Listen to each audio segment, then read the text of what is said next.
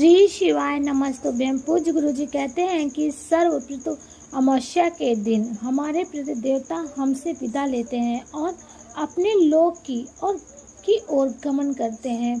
इस दिन गुरु जी द्वारा बताए गए जो दीपक का सर्वश्रेष्ठ उपाय है जो सभी व्यक्तियों को करना चाहिए, ये वीडियो में संपूर्ण स्वरूप में जानेंगे, समझेंगे। वीडियो में अंत तक बने रहने। इससे पहले आप सभी से छोटी सी प्रार्थना है, आपने अभी तक मेरे चैनल को सब्सक्राइब नहीं किया है, प्लीज चैनल को सब्सक्राइब करें। कमेंट में श्री शिवाय नमस्तुभ्यं लिखना ना भूलें।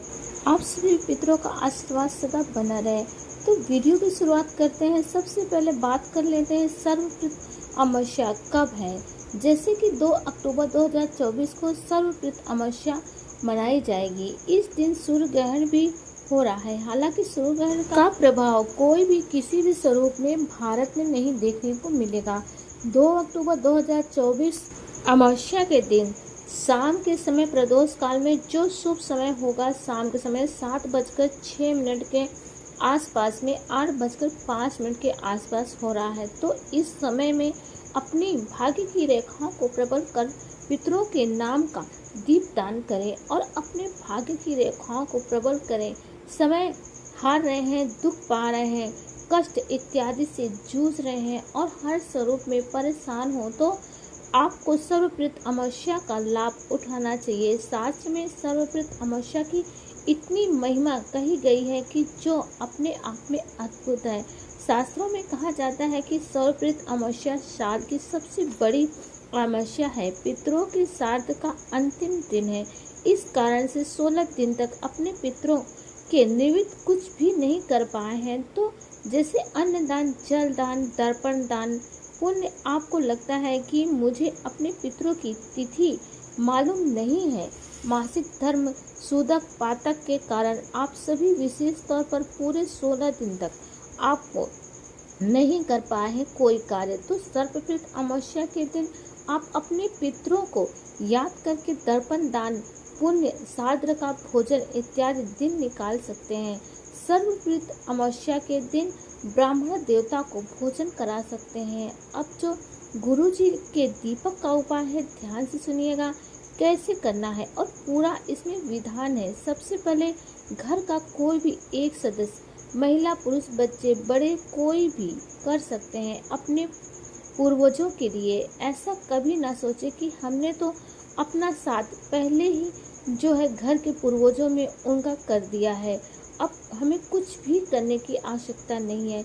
ऐसा गलत है। अगर आप सभी पूर्ण रूप में याद करेंगे, सोचेंगे, समझेंगे तो आपके पूर्वज उस दिन विदा हो रहे होते हैं, धरती पर विचरण करते हैं, तो उनकी निमित्त पितर में साथ करने का दिया जाता है, दर्पण कर दिया है, ब्राह्मण को भोज करा दिया है, तब भी दीप दान तो आपको करना ही है। शास्त्र वर्णन यही कहता है कि यह साल की सबसे बड़ी अमावस्या है। पितृ दोष दूर करने के लिए आपको दीपक का दान करना चाहिए। देखिए, पितृ कोई एक व्यक्ति नहीं होते हैं।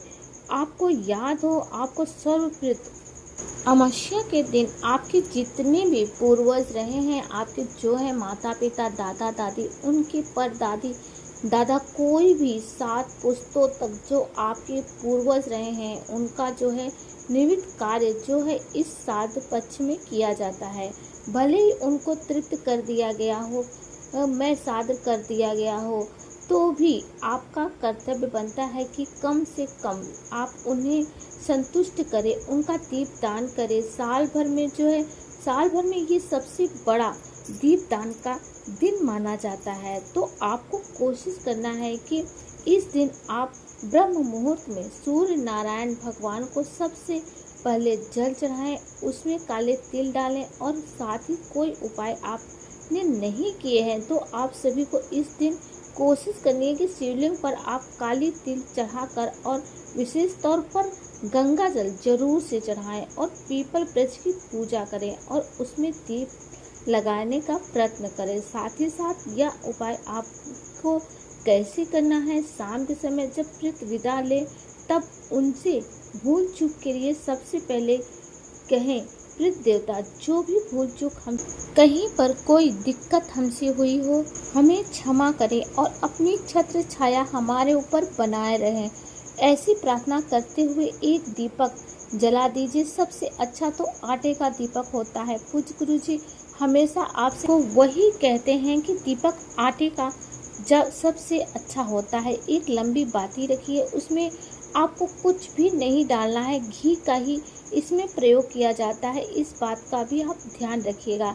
किसी कारण से जो गुरु जी ने कहा है पवित्र नदी में आपको ये दीप दान करना है, किसी कारण से अगर नहीं जा सकते हैं तो इन स्थान पर घर के आसपास कर दीजिएगा। लंबी बत्ती का घी का दीपक बना लेना है और अपने पितरों का ध्यान स्मरण करना है। आटे का दीपक अगर प्रज्वलित हो जाएगा, ठंडा हो जाएगा, तो चिड़िया कबूतर और इसमें जो अन्य जीव जंतु होंगे, जलीय जीव जंतु नदी आप दान करेंगे वह इसे ग्रहण कर लेंगे, तो आपको इसमें अन्न दान का भी सुख मिल जाएगा। आपका प्रयत्न होना चाहिए कि आप आटे का ही दीपक बना सके। तो आटे का दीपक बना लीजिए, घी रख दीजिए उसमें और लंबी बत्ती का प्रयोग कर लीजिए। अब आप सभी जैसे मैंने कहा संभव हो तो जैसे नदी के आसपास तो अत्यधिक शुभ है। कोई बहती हुई नदी में दीपदान करना सबसे उत्तम माना जाता है। आप कहें ओम शांति प्रीत देवाय नमो नमः। अपने पितरों का स्मरण करें, अपनी ही माचिस ले जाएं। इस बात का ध्यान रखें क्योंकि औरों की माचिस आप प्रयोग में नहीं ले सकते हैं। सफल उपाय नहीं माना जाएगा। एक से ज़्यादा भी दीपक ले जा सकते हैं, विशेष मान्यता नहीं है, परंतु एक से अधिक दीपक ले जाने में भी अधिक शुभता है। किसी कारण के से बस एक ही ले जा सके तो एक ही ले जाइए। दीपक का प्रज्वलित कर दीजिए। अब इस दीपक का मुख आपको दक्षिण दिशा की ओर रखना है। सुंदर भाव सच्चे मन से दीपक प्रज्वलित करें। अपने पितरों से प्रार्थना करनी है, भूल चूक हुई उसे क्षमा करें और हमारे दीपदान को स्वीकार करें। ऐसी प्रार्थना आपको करनी है।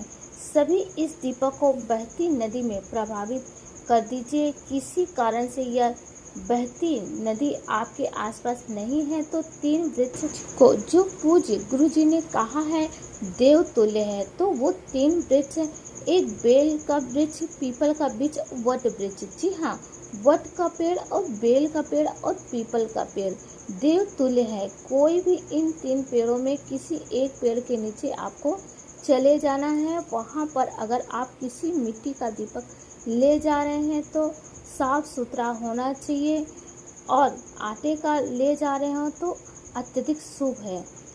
बाद में चिड़िया कबूतर ग्रहण कर लेंगे।